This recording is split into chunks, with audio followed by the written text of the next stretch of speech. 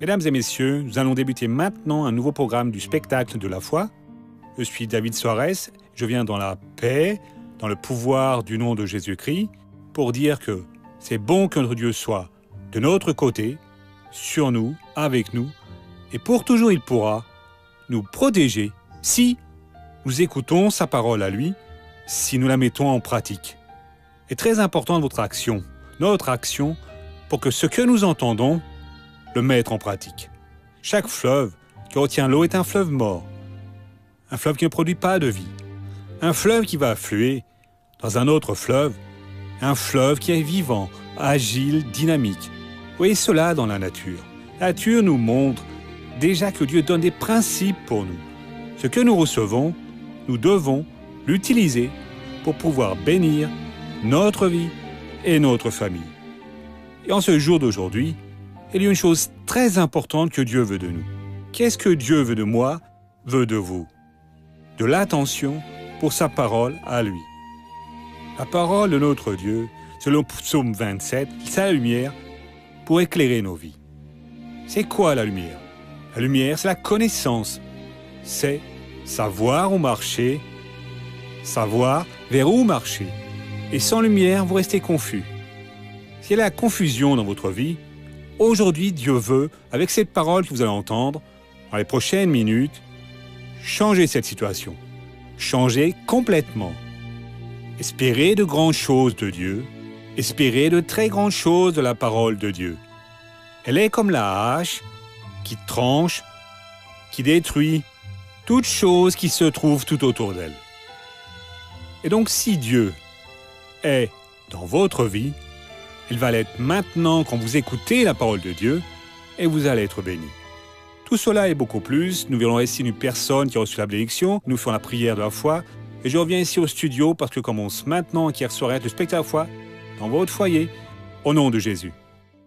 Voyez mes amis, nous sommes tous ces jours-ci dans une très bonne étude que nous allons continuer aujourd'hui, jusqu'à ce que ce soit répondu à quelques questions sur les motifs pour lesquels certaines personnes vivent juste en étant volées.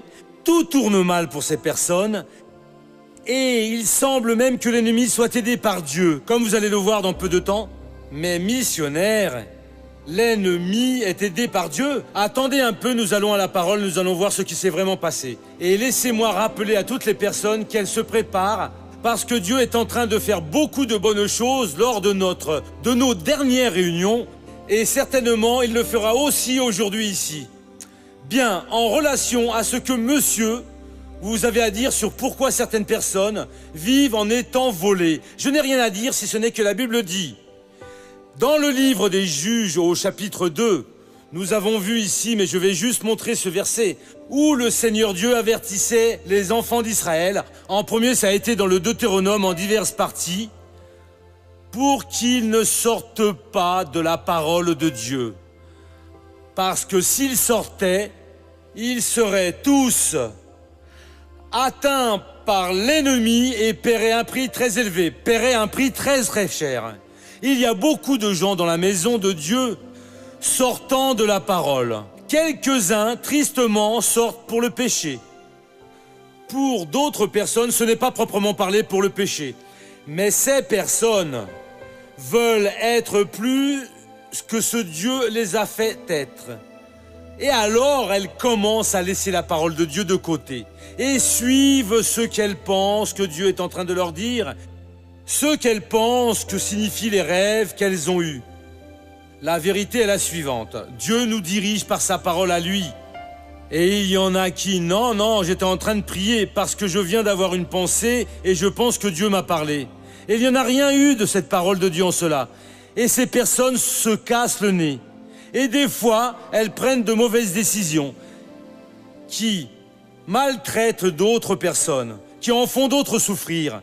Tout ça parce que la petite tête de ces autres personnes a pensé que c'était.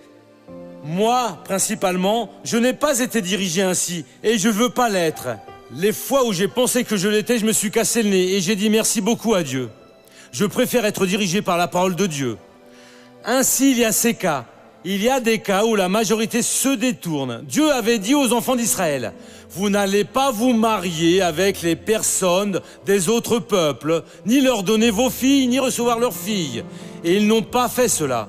Et ici, au Juge, le chapitre 2, dans le verset 12, en commençant au 11, les Israélites firent alors ce qui déplaisait au Seigneur et ils se mirent à servir les Baals.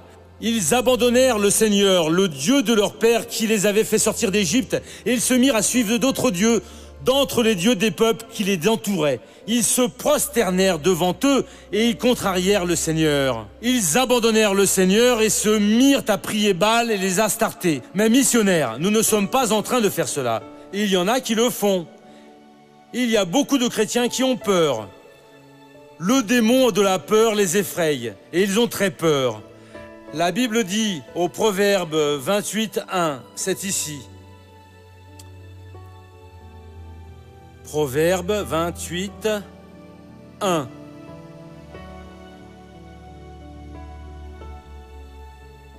Le méchant prend la fuite sans que personne le poursuive. Les justes ont confiance comme un jeune lion. Est intrépide celui qui ne connaît pas la peur. C'est ainsi que c'est actualisé. Est intrépide celui qui ne connaît pas la peur. Le lion n'a pas la notion de ce qu'est la peur. Le lion n'a pas la notion. Ainsi, un enfant de Dieu ne peut l'avoir. Si vous craignez la pluie, si vous craignez d'attraper une maladie demain, de rester sans travail, de perdre votre mari, de perdre votre femme, qu'il arrive un accident, vous êtes dans le péché, nous devons avoir foi en Dieu, foi en Jésus et rien d'autre. Ne mettez pas votre foi en aucune menace. Il y a des gens qui servent la luxure, la sensualité, la lascivité, la passion, l'adultère, l'immoralité. Ceux-là sont des dieux entre guillemets que la personne sert. Certains servent la goinfrerie, ils ne vivent que pour manger. Non, manger est un plaisir. Non, manger est une nécessité. Quelqu'un a dit que c'est un plaisir et tout le monde a pensé que cela est. Et on se met à table, délicieux, délicieux, délicieux. Et après, le corps paye l'addition. Il faut avoir un fort contrôle jusqu'à la table pour manger et en tout dans la vie. Bon, alors ils ont fait cela là-bas et qu'est-il arrivé? Le verset 14. On retourne au Juge 2,14. Le Seigneur se mit en colère contre Israël. Il les livra à des pillards qui les pillèrent. Il les vendit aux ennemis qui les entouraient. Ils ne purent plus tenir devant leurs ennemis. Tout ça parce qu'ils ont fait ce qui était mauvais aux yeux du Seigneur.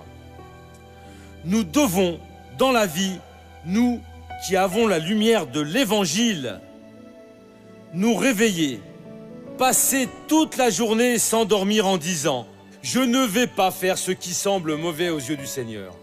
Il y a une menace, Dieu, je ne veux pas craindre. Fortifie-moi, car je ne vais pas craindre. L'ennemi se soulève contre vous, vous vous mettez à courir. Il ne faut pas, car si vous vous servez d'autres dieux, ceux qui vous menacent, alors mon Dieu, je ne peux pas. Non, il ne va rien de m'arriver. Non, c'est écrit, 1000 chuteront à tes côtés, 1000 à votre droite, et vous ne serez pas atteints. Aucun mal ne vous arrivera, aucun fléau n'atteindra votre tente. Ne crains pas parce que je suis avec toi. Ne sois pas effrayé parce que je suis ton Dieu. Je m'efforce pour toi, je t'aide, je te soutiens avec la main droite de ma justice. Ainsi, nous devons être ce genre de personnes. S'ils craignent, Dieu ne protège pas. Ainsi, cela, c'est l'explication de pourquoi beaucoup de gens souffrent. Bon, eux, alors, ils ont imploré Dieu. Dieu a préparé un libérateur qui les a libérés. Ce qui leur est arrivé, voyons cela. Ils ont été corrompus, c'est dans le verset 20 à présent. Juge 2, 20 et 21. Le Seigneur se mit en colère contre Israël. Il dit, puisque cette nation a passé outre à mon alliance, l'alliance que j'avais instituée pour ses pères et qu'ils ne m'ont pas écouté, moi je ne déposséderai plus devant eux aucune des nations que Josué a laissées quand il est mort. Tant que Josué était le leader, alors ils les ont obéis. Quand Josué est mort, le Seigneur Dieu n'a plus donné de terre pour eux. Ici, ils ont recommencé à mal agir et Dieu a dit qu'il ne donnerait plus aucune terre pour eux. Je ne vais plus retirer les habitants des terres. Ils ont perdu l'héritage. Ne jouez pas avec Dieu, car vous pouvez perdre tout votre héritage en Christ ou pour partie. Ils avaient simplement beaucoup de terres à gagner de Dieu et ils n'en ont plus gagné à cause de toutes ces choses. Alors, dans le chapitre 3, on va montrer les nations qu'ils ont dû se mettre à servir. Dans le verset 5 et 5 et suivant au chapitre 3, on dit « Ainsi les Israélites habitèrent parmi les Cananéens, les Hittites, les Amorites, les Périzites, les Hivites et les Jébusites. Ils prirent leurs filles pour femmes, donnèrent leurs propres filles à leurs fils et se mirent à servir leur Dieu.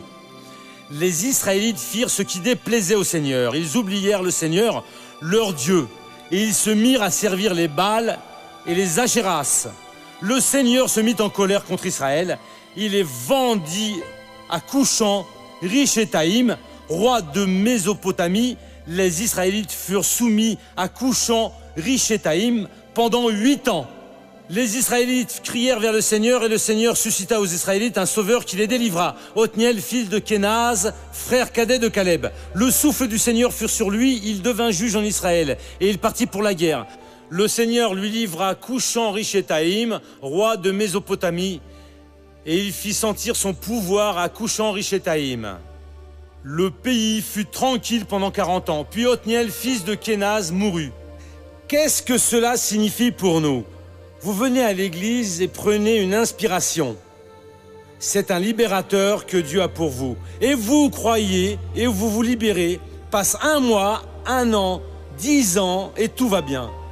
Ou très bien ou moins. Alors vous oubliez tout ce que Dieu a fait pour vous. Meurt alors ce libérateur et vous laissez s'en aller. L'ennemi vient et vous bat à nouveau. Ils ont été libérés pendant 40 ans. Le verset 12. Les Israélites firent encore ce qui déplaisait au Seigneur. Le Seigneur rendit fort Églon, roi de Moab, aux dépens d'Israël, parce qu'ils avaient fait ce qui déplaisait au Seigneur. Églon réunit à lui les Ammonites et les Amalécites et il se mit en marche. Il bâtit Israël et prit possession de la ville des palmiers. Les Israélites furent soumis à Églon, roi de Moab, pendant 18 ans. Qu'est-ce qui s'est passé ici ? Dieu, qui avait une protection contre ce Églon pour qu'il ne se vante pas auprès des enfants de Dieu, la porte a été ouverte un petit peu et Églon s'est efforcé. Dieu a permis cela. Et il est venu et a opprimé. Je ne sais pas, mais il y a des gens qui attrapent une maladie qui ne sort en aucune manière. Ils ont une perturbation qui ne sort en aucune manière. Et après, les personnes restent à implorer Dieu. Dieu, qu'est-ce qui va m'arriver ? Ah, je ne peux pas parce que j'ai ce genre de problème et j'ai aussi cet autre problème. Vous êtes rebelle envers Dieu. Au moment où vous pliez votre genou devant Dieu, Dieu, c'est fini. Je suis fatigué de me tromper. Je suis fatigué de te désobéir. À présent, je te prie, pardonne-moi, change-moi. Dieu soulève quelqu'un. Parce qu'ici, Dieu a soulevé Éhoud. Et cet Éhoud est venu et a affronté Églon.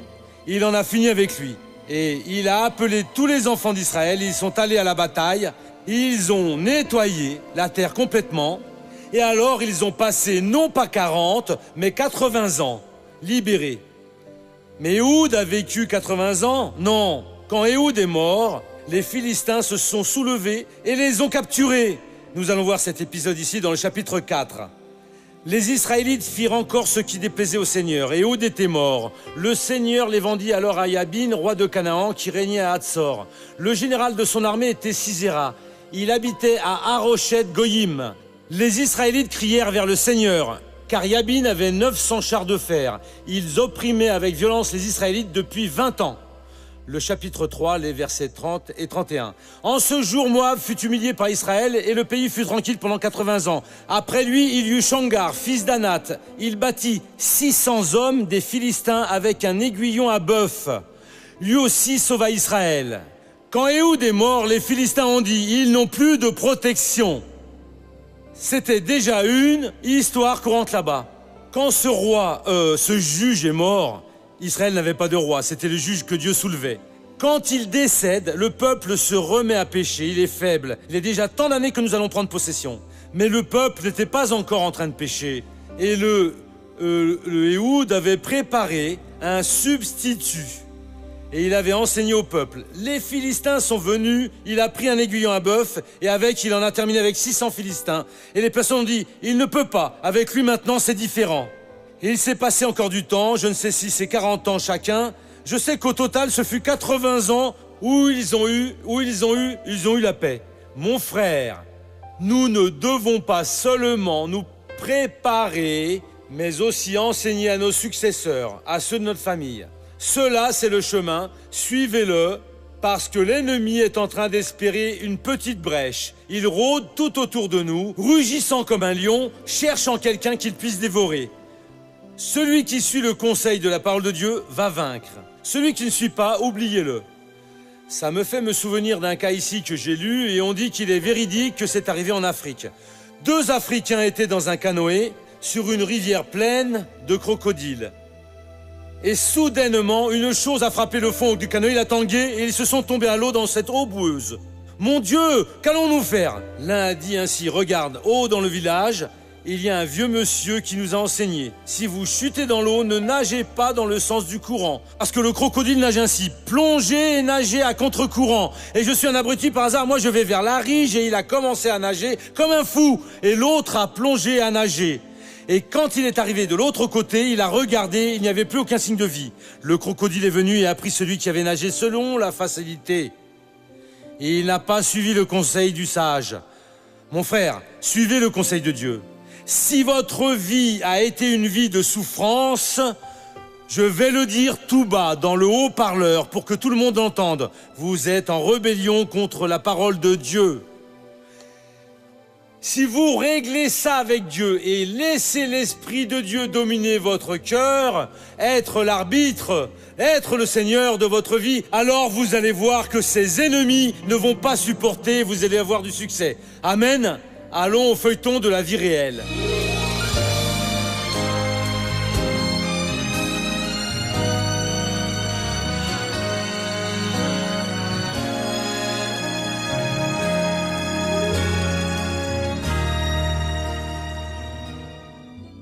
Des maux de tête constants ôtaient toute paix à Roberto. Jusqu'à en arriver à un point, un jour où j'étais dans mon bureau, et je me suis senti vraiment mal, arrivé au point de presque m'évanouir. J'ai fini par aller à la pharmacie. Je vais voir ce que j'ai parce que je ne suis pas bien, ça a déjà dépassé les limites. Alors je suis allé prendre ma pression et j'ai noté 27,18 pour ma pression artérielle. Après, je ne sais plus rien. Ils ont appelé une ambulance et je suis allé à l'hôpital.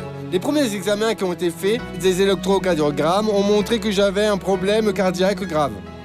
Alors le lendemain, je suis allé faire un examen d'électrocardiogramme Doppler, qui est un examen qui fait toute la synthèse du cœur. Le propre médecin qui était en train de m'examiner, mais qui est spécialiste pour le faire, m'a alors presque découragé d'un coup, car il a dit que j'étais âgé de 40 et quelques années et que j'avais un cœur de 70 ans et malade. Il ne me racontait plus rien du problème qu'il avait. Je sentais juste quelque chose de différent en lui. Il rentrait très triste. Alors je lui posais des questions. « Qu'est-ce que tu as, Roberto ?» Il me répondait « C'est rien, c'est rien. » Et moi je l'interrogeais toujours. « C'est rien, non. » Jusqu'à ce que j'insiste, jusqu'au jour où il m'a dit qu'il est allé chez le médecin et il a montré un petit problème à son cœur. Il a constaté le fait suivant que je présentais des valvules, autant la gauche que la droite, défectueuses, régurgitantes. J'aurais seulement un tiers du cœur qui travaille. Et je devrais faire un traitement pour me réhabiliter un petit peu, car j'étais très diminué en réalité. C'était pour tenter une chirurgie passée près de 3, 4 ou 5 mois selon ma réaction aux médicaments, pour remplacer certaines valvules, installer un pacemaker et changer quelques veines qui étaient presque bouchées. Et l'autre solution serait une greffe d'organes qui serait de transporter le cœur, où je devrais aussi rester sur la liste d'attente, etc. Et peut-être, je ne supporterai pas toute cette attente. On a vu le médecin arriver là. Il a commenté pour moi ce qui était en train de se passer de fait avec mon mari. Alors il a déclaré « Votre mari présente un problème très grave au cœur. La moitié du cœur de votre mari ne fonctionne pas. Et c'est un problème très grave. » Même en étant un croyant assidu, un membre de l'église, j'ai pensé quelquefois pourquoi ça m'arrive. Alors j'ai vu que mes prières avaient été plutôt faibles jusqu'à ce moment-là. Quand il est venu me voir, il est venu me raconter toute l'histoire de ce qui lui était arrivé, avec ce qu'il m'a raconté, qu'il m'a dit. Je suis souvenu de ces 2 paroles que je lui ai données, qui sont d'Ésaïe 55, le verset 11. « Aucune parole qui sort de votre bouche revient vers vous vide. » Et celle du psaume 58, le verset 3. « Les méchants se pervertissent dès le sein maternel, les menteurs s'égarent au sortir de ventre de leur mère. » Je lui ai dit, Roberto, tout ce qui vient, n'importe pas de qui, tout ce qui vient et qui est hors de la parole de Dieu, tout ce qui n'est pas en conformité avec la parole de Dieu, est mensonge. Quand on était près de la date pour faire la chirurgie, j'étais déjà bien réhabilité. Nous sommes allés faire à nouveau toute une batterie d'examens. Ça ne dépendait plus de moi, juste de ma foi à ce moment-là. En dépendant des paroles des médecins, je ne suis pas contre personne. Mais je crois que le pouvoir de Dieu est beaucoup plus fort que le pouvoir de la médecine. Et pour l'honneur et la gloire du Seigneur, le résultat a été merveilleux. Grâce à Dieu, il n'a plus rien. Je suis ici complètement rétabli. Je ne ressens plus rien, je ne sens plus rien. Aucune séquelle.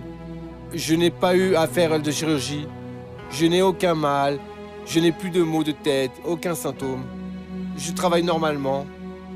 Ma vie avec Dieu est plus forte, je peux croire qu'elle l'est. Après cette expérience, elle est différente aujourd'hui. Ma vie est en présence de Dieu. Et aujourd'hui, pour tout ce que je pense, tout ce que je fais, je rends gloire à Dieu. Pela fé posso mudar. Pela fé posso enxergar. Pela fé posso viver. Monsieur, vous allez bien, hein? Monsieur Roberto, le peuple a tellement aimé qu'ils n'ont même pas attendu que le feuilleton termine, qu'ils applaudissaient déjà le Seigneur Jésus. Et vous, plus encore, n'est-ce pas? Ça c'est sûr, monsieur. Et vous êtes en bonne santé aujourd'hui, hein? Grâce à Dieu. J'étais pratiquement abandonné aux maladies et pratiquement je me sentais mort. Vous étiez au service d'autres dieux, non? Exactement. Si le monsieur Ayrton, le pasteur, n'avait pas été suffisamment fort avec vous, positif alors? Non, ça a été très très bon. Complétant juste la parole qu'il a donnée sur Asaï, il a dit que chaque fois que je parlerais sur la maladie, il fallait que je me réprimande, que je dise que j'étais guéri au nom de Jésus. Il y a un jour où j'ai même résolu de noter combien de fois j'ai dit cela, et cela fait près de 300, après j'ai perdu le décompte. Hein? Cette affaire était si dure À qu'elle chaque venait à heure tout que moment. venait la pensée, ces douleurs, 8 heures pour réaliser une greffe à présent. Maintenant, je pense que ça va être impossible. C'est cela que j'ai continué à réprimander. Pour la gloire de Dieu, les examens réalisés après 6 mois n'ont plus rien montré. Pour que vous voyez le pouvoir de la parole de Dieu, mes amis, parce que le médecin n'est pas un fou. Il a vu que ce problème était réel, sauf que nous perdons quand nous ne nous emparons pas de la parole du Seigneur. Ce que le pasteur lui a dit, c'est Ésaïe 55, 11. Toute parole qui sort de ma bouche, elle ne revient pas à moi sans effet. C'est pour ça qu'elle fait ce qu'elle devait faire. Elle vient déjà avec le pouvoir qui est pour changer. Et vous méprisez parce que vous pensez qu'elle est faible et vous vous trompez, c'est la parole qu'il a donnée. Exactement. Et après aussi celle du psaume 58, C'est ça. 3. Les méchants se pervertissent dès le sein maternel. Les menteurs s'égarent à sortir du ventre de leur mère. Ce n'est pas que les médecins Non. ne disaient pas la vérité, ils étaient Humainement dans son parlant, droit. il avait Les examens raison, le montraient. mais véritablement parlant, non. C'est ça, c'est Car c'est correct. de où vient toute chose. Et l'épouse, qu'est-ce qu'elle dit de ça? Ah, je n'ai même pas de mots En pour premier, ça. vous voulez vous tromper en disant que c'était rien du tout, mais madame, vous avez bien observé qu'il était revêche. C'est ça. Mais on est toujours à chercher. Je crois en la parole de Dieu, que Dieu ne faillit pas et ne va jamais faillir. Et Dieu vous a donné un mari, pas seulement nouveau, mais un mari plus consacré, Plus consacré à Dieu. Plus Plus un mari, c'est ça. Amen. Maintenant, laissez-moi bénir les personnes qui sont dans leur foyer. Père, au nom de Jésus, ce culte-ci au Dieu a été spécial, préparé par le Seigneur. Et il est ainsi une grande bénédiction dans la vie de ce peuple. Nous avons déjà vu que le Seigneur faisant des merveilles ici aujourd'hui. Et nous voulons en voir plus, Père. Nous voulons les guérisons, les libérations, mais principalement que ce peuple soit libéré, Père. Parce que celui qui est réellement libéré ne redevient jamais esclave, sujet de l'empire des ténèbres. Et il y a plein de braves gens qui sont maintenant en train de nous suivre, priant avec nous, qui sont, oh Dieu, dissimulés dans la vie. Ils ne se présentent pas et les opportunités sont en train de passer. Mais Seigneur, de même que pour tes enfants d'Israël qui t'ont clamé, et le Seigneur a envoyé le secours, cette personne reçoit maintenant le secours, et elle est en prière. Et je veux la voir libérée, je vais utiliser le pouvoir que tu m'as donné. Au nom de Jésus, je réprimande toute action de l'enfer dans la vie de cette personne, et je dis, mal, sors, va-t'en au loin. Je suis en train d'ordonner à cette maladie qui est dans la plante des pieds de cette personne de disparaître. Je suis en train d'ordonner à cette attaque maligne qui s'est abattue sur le mariage, sur la famille, et qui est décidée à en terminer avec la vie de cette personne, de battre en retraite. Au nom de Jésus, toute force de l'ennemi sort, disparaît, au nom de Jésus-Christ, et vous dites Amen. Nous sommes ici de retour au studio et je suis certain que le bon Dieu a déjà travaillé ou est au travail dans votre caractère, dans votre vie. Vous avez fait la prière de la foi, maintenant agissez. Informe à présent que vous qui avez senti Dieu dans notre cœur pour devenir un de nos parrains, agissez, faites votre action maintenant. Quelle action est-ce? Prenez maintenant votre téléphone et annotez ce numéro. Et appelez-nous et dites, voyez, je veux devenir un parrain du spectacle de la foi. Je veux aider à faire quelque chose que Dieu a déposé dans mon cœur. S'il l'a déposé, il va donner. Il va vous aider. Il va ouvrir les portes pour être assuré de cela. Dieu n'est pas un homme pour mentir, ni le Fils de l'homme pour qu'il se repente. Dieu a parlé, il va l'accomplir. Je vais aussi laisser à votre disposition notre email pour vous qui dites « J'ai besoin d'une prière », que vous fassiez mention de ma famille, des fois le téléphone est indisponible. Eh bien, envoyez un courrier électronique par le biais de cette adresse. Nous sommes à votre disposition, d'accord? Sur ce, que Dieu vous bénisse et vous garde. À la prochaine opportunité, au nom de Jésus.